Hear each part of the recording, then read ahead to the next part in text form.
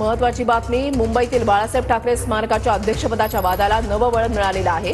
2020 पासून आदित्य ठाकरे स्मारकाच्या अध्यक्षपदी आहेत। उद्धव ठाकरे स्मारक समितीच्या मार्गदर्शकपदी आहेत। मुख्यमंत्री होण्याआधी ठाकरेंनी अध्यक्षपदाचा राजीनामा दिलेला होता, तर ठाकरेंना अध्यक्षपदावरून काढा, शिंदेंच्या शिवसेनेनं ही मागणी केलेली होती।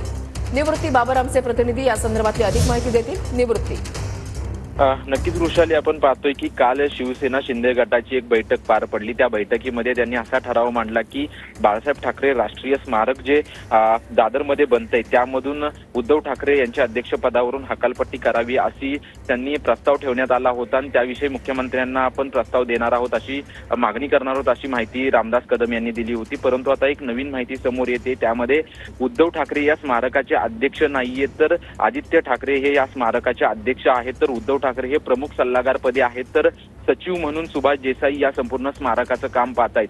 ज्यावेळेस 2016 मध्ये या स्मारकाची घोषणा झाली होती तेव्हा तत्कालीन सरकारमध्ये मुख्यमंत्री देवेंद्र फडणवीस यांनी या स्मारकाचा निर्णय घेतला होता आणि सर्व अधिकार जे आहेत ते ठाकरे कुटुंबियांकडे दिले होते। त्यावेळेस उद्धव ठाकरे अध्यक्ष होते, परंतु 2019ला जेव्हा महाविकास आघाडी सरकार आलं त्यावेळेस उद्धव ठाकरेंनी मुख्यमंत्री पदाची शपथ घेण्या अगोदर अध्यक्षपदाचा राजीनामा दिला होता। त्यावेळी आदित्य ठाकरे यांच्याकडे हे अध्यक्षपद दिलं होतं। धन्यवाद निवृत्ती दिलेल्या सविस्तर माहितीसाठी।